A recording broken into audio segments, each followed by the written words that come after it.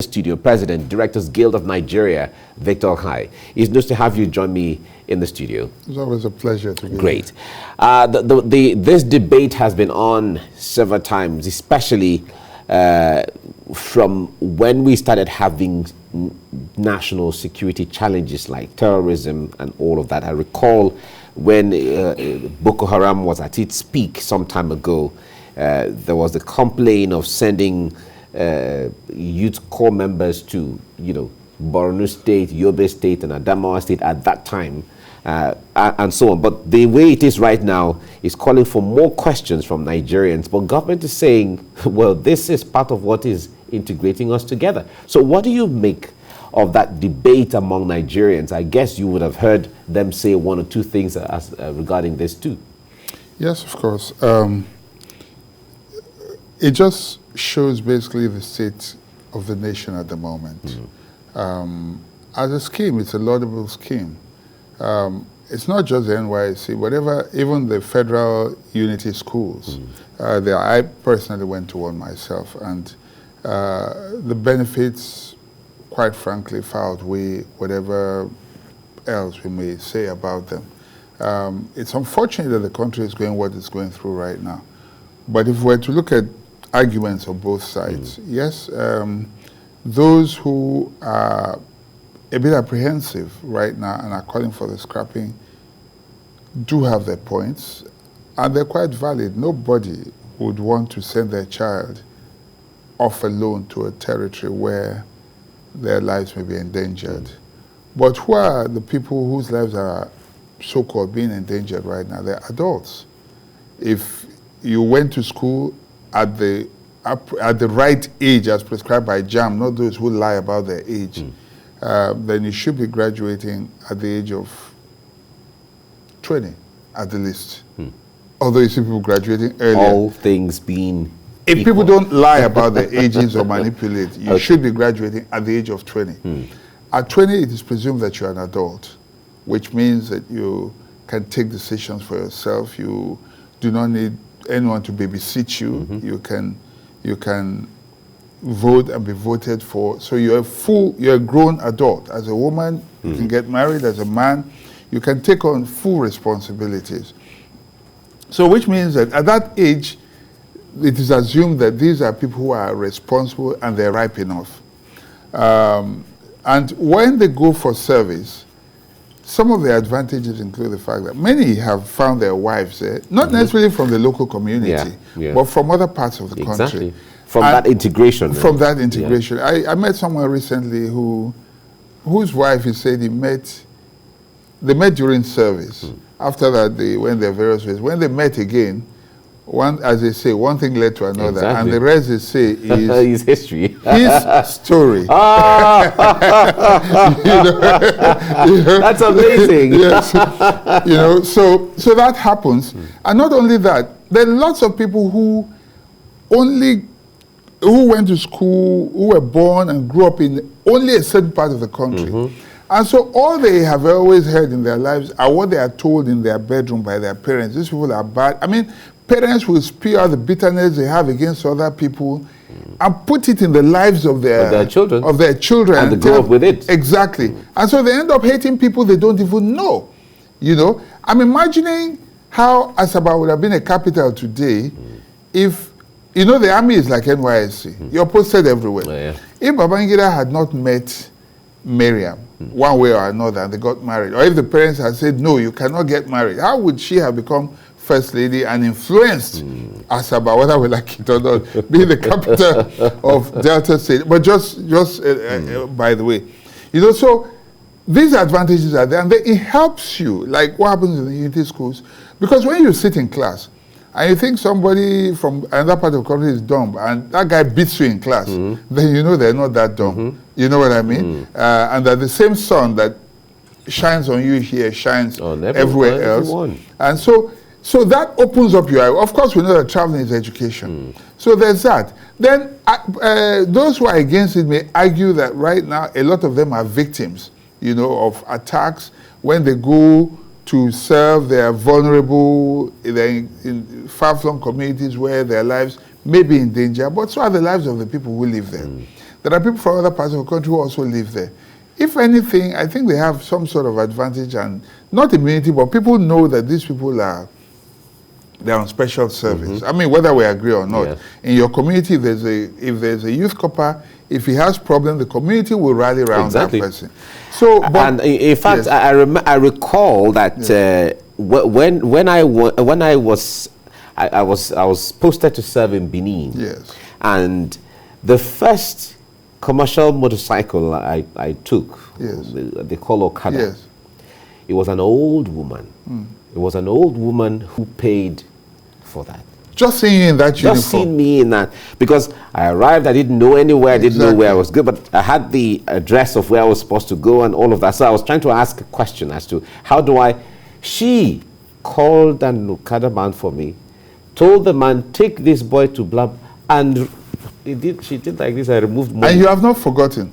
What did that do to your humanity? I can never forget. What did that do to your psyche about, about human beings generally? I'm not talking about people from that area. But that told you that you don't have to know anybody. No, of course. And that that there are good people everywhere. And to wrap up on that short story, when I was rounding off from the NYSC, I had to pay that woman a visit. Wow, you were able to locate her.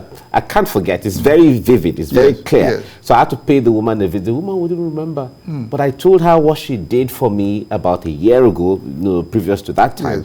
And she was, my son, it was an amazing thing, and I've adopted her as my grandmother. Now let me tell you another story. Now this is not my story, but I don't have his permission, but I'm sure he won't mind my saying it. But the executive secretary of the National Film and Video Censors Board, in a conversation that had nothing to do with NYSC, we were talking and he said to me that he was going to Benue. That's where he served. He was going to look for a woman who took him in when he went to serve. He said that when he got there, he said, the room they prepared for him, they gave him that, that night to sleep in. He said he came out in there and found that the woman sacrificed her room, went to sleep outside in the open air, and left her room for him. He had to go back. You know what that did to him, to his psyche. You understand? So these are, and the stories we're telling now are stories that abound. Exactly. Okay? So a lot of we must not throw away the baby with the bathwater. Right now, things may be bad, but they will not continue to be bad forever. Once upon a time, there was a civil war in Nigeria, but that ended. Today, there may be insecurities all over, but even that too shall pass. All right. Now, if we have to look at the issue of the reform that a lot of people are calling for, like you said, some people are saying, the extreme side of things, we need to scrap this so that everyone can stay safe. Now, the others have argued that, well, if you're going to scrap this so that you prevent these young people from being, involved in, attacks or kidnapping or, death or whatever it is, there are even students within the university and even schools who are falling victim of this. So it's not a respect of where you are necessarily. But let me say something else to you. Yeah. That 1 year keeps thousands of youth off the streets. Do you know how frustrating it is as soon as you're done with school? Because NYSC helps reality dawn. You begin to see life, and then you start with something small. Exactly. So you learn to manage, okay? But, you would have left as a graduate. As soon as you finish, your parents will have this great expectation. And then for one whole year, you don't earn. Nothing happens. Within that 1 year, a lot of people might fall back into crime or depression or whatever. But that period is a transitional period, a period where you tend to, reality dawns and you begin to look at life. You have time to think, and say to yourself, where do I go? Yeah, and even prepare yourself. Not just prepare yourself, but even discover new career paths. Because there are people who went to serve in broadcast stations who never read broadcasting or anything like that, and ended up becoming broadcasters. That's true. And the like. It's like that. It cuts across. Okay? So, in talking about reforms, what dimension should that take, really? Because that was a question I was going to ask.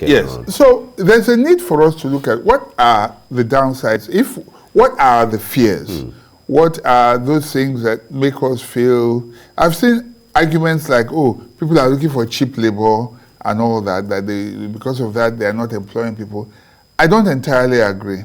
The reason I say so is that this, what you call cheap labor, actually augments what these youth corpers take home, because you are expected to provide accommodation or money in lieu, and and just take care of them. So these employers do that. So it sort of augments. Otherwise, what the government gives may make them really feel frustrated. It's not exactly enough for them, if we're to be honest. Okay, and yes, not everybody may be employed, but some do get retained. Now it behoves on the youth corper to give in his all while in service, and not just say, oh, I'm just doing youth service. And then the employer, there's no good employee, there's no good person who works in an organization that an employer would just want to let go for whatever reason. If you prove yourself, exactly, there will be, you'll be the one to say, if you say you want to go, they'll be sad to let you go. Okay? So I think it's also important. And during the service, they also learn skills. So what can we do during that period? Part of the thing we should do is be more intentional about the skills acquisition programs that we have for them. Okay, make it more intentional and more intensive, so that we are trained in entrepreneurship, in different skills that will make them possibly not just employable, but also to be self-employed. After service. The issue of whether they should not go to those places, I'm not necessarily for that, because when things get normal, then what happens? Because honestly, the kind of, let me call it indoctrination or assimilation with the local community, and that you get from serving in a totally different place where they probably tell people eat people, or people kill people, or these people are animals. What it does is immeasurable. Your tolerance level for your fellow Nigerian is higher. So what I think, for me, the only reform is one: how can we protect them more? Because that's the fear right now. How can we protect them more? And then in the interim, okay, recently they didn't post people to Borno State. Things like that, you can put interim measures to protect them, to make sure you don't send them in harm's way, okay? And on the issue of employment, if you see people who are always asking for, you might say, look, for every 3 that you take, you have to retain 1 as a condition for you to get another. These are some reforms, and there are so many more. I'm sure the program will not be able to accommodate all of that. Have the time but let us be more progressive. Let us start by saying we don't need to scrap it. If you ask me, it's easy to say, oh, scrap it. My kids, I don't want them. But if we were to do deep thinking, we know that the benefits outweigh whatever else we might say, and they've been beneficial to us. Now, some people have talked about the need for young youth corps members to serve within the region or states where they either reside or they're schooled. Would that be a good recommendation for as a way of temporary reform? Reforms are not temporary. They come to stay. Well, you can say measures, temporary measures. Maybe. Okay, if you do that, and then there must be a time for review. You say, okay, we'll need to do that for the next 1 or 2 batches, and when things get better, we revert to status quo. So it's subject to renewal. So because if you make it permanent, quite frankly, it doesn't benefit any. You're not from Lagos State, the essence is but you're defeated. Here. Exactly. You're not from Lagos State, but you're here now. I know, I've read stories of, I read recently about one medical doctor in one local community somewhere in the southeast. He's Yoruba. Exactly. The people there, he's like the village doctor. He's like, okay, what about the one that, you remember the doctor, I don't know if when they're doing service, that Zulum rewarded sometime Borno State. Exactly. Who refused to leave? Exactly. And amazing. The people love him. They get into communities and then they just get assimilated and all that. So it's like missionary work. You go into a place, if you blend with the people blend with you, and people cannot tell the difference anymore. The wives, they get there, they could marry from that local community. So and it's also an opportunity for the youth corps to tell the people in that community about where they come from. So if we are thinking about security, we must think about security holistically, not only about youth corps, What about Nigerians generally? If you do it for youth corpers, what about the people living there? What about the non-indigenous living there? Are you going to relocate them? You know, so we should be thinking about holistic solutions, not selective solutions that will not really add up to national unity. So some people have even talked about the use of national youth corps members for election. Okay, election, yes. Okay. We'll come back. We'll come to that military something for election, and then possibly for National Population Commission. You know, all of those services where you move from house to house, and even for immunization and things like that. Aren't they useful? That's what I'm saying. Because truth is, that is a ready workforce for government. If you have to take ad hoc staff, the thing about youth corpers is, you know that you are seriously under authority. And if you jeopardize your chances, you jeopardize your future. And you're being monitored as well. Yes, you jeopardize your chances, your service here, you jeopardize your future. So there are people who are under serious authority, who you can get to do, and I do not mean manipulation. I'm not talking about government or anybody is subject to do that who do not have proper, you know, whatever it is. But they are a ready force you can use, you can deploy to do, like you say, electoral duties, population. But let me use this opportunity on national TV. Something I've always advocated for, and which if I get into, or whenever I get into power, if it's not done, I will ensure. Youth corpers, do you know the number of youth corpers that travel, or let me just say youth corpers and ex-youth corpers that travel every day, which means potentially every vehicle that travels has either an alumni of NYSC or an NYSC. Now, look at what happened to Christian Eriksen. The footballer who collapsed. Now, if first aid, serious one, is taught to youth corpers, okay, to administer CPR, wherever there's an accident, then you already have a paramedic. Exactly. And you know the number of lives that can be saved? This is something that you can, I mean, we can do it in secondary schools and all that, but at that age, you are more responsible. What you learn, you will retain more. Okay? So if you put that in place, okay, you find that in years to come, wherever there's an emergency, there is a trained paramedic, somebody, a first responder that can save lives. There are a lot of things we can inject at this level that can benefit us nationally. These are the kind of things we should be looking at. All right, let's talk about the issue you were hinting on earlier on, the issue of using them for military. A lot of people, when that statement came out, a lot of people objected. In fact, there was more of an objection to it, instead of trying to understand what. Yeah. So the point there is that created a lot of concern amongst Nigerians. What do you make of that? It's not without ground, so to say. But if you look at countries like Israel, for instance, where it's mandatory, or the US, where every young person, everybody must do military service at some point in their lives and all that. If it is not abused, it is for good. The reason is for, like, national security. It means you therefore have a pool that you can draw from. Okay, compulsory military service is not like taking them out there to necessarily. I mean, when you train them, you can readily mobilize them. Okay. The fear people are having is probably, are you going to put them in harm's way? And especially the way, you know, the way things are in the Southeast right now. But under normal circumstances, there's nothing wrong with it, because you're training them and equipping them. You are having like a reserve force that can be pulled in at any time. And the strength of any nation is its youth.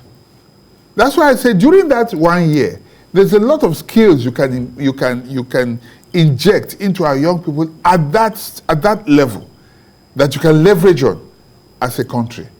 You know, so that argument can be here or there. It depends on what the components are. those who are proposing it will have to allay fears by letting people know that they don't necessarily have to be sent to face check-out if they're not trained to do that. It's not like sending them to Sambisa Forest. Exactly. And in fact, when it comes to military service, for instance, there are intelligence that people can gather. You mustn't be the one at the forefront carrying the guns. You don't have to be an infantry soldier. You know, when you mention military, that is what comes to mind originally. Yes. But the deployment of youth service as ad hoc staff to electoral services, to population services, and even in some cases to immunization services, do you think those are some of the most important assignment of youth corps members these days? Oh no, their primary assignment is, as the word says, primary. That's key. Okay. If you're sent to a health center, you work at that health center. Exactly. If you're sent to a school to teach, then you teach. If you're sent, if you have accounting skills and you're sent and you go and serve somewhere and they don't have, the accounting is bad, then you are helping the Inland Revenue Service by keeping the books properly. Okay. You understand? So the primary assignment is key. Okay, and those ad hoc assignments they come along, but it helps them to understand how these things work. Because if you have served there before, if anybody is talking about perhaps population tomorrow, or if you ever get into a position to head it, you have already worked at the field at that level. Right. So you know what is involved. Okay. All right, we have to leave it here now. Thank you very much for the insight into this issue. Victor Hai, President, Directors Guild of Nigeria. Thank you very much for coming on the program. Thank you for having me. Thank you. Yeah. Right.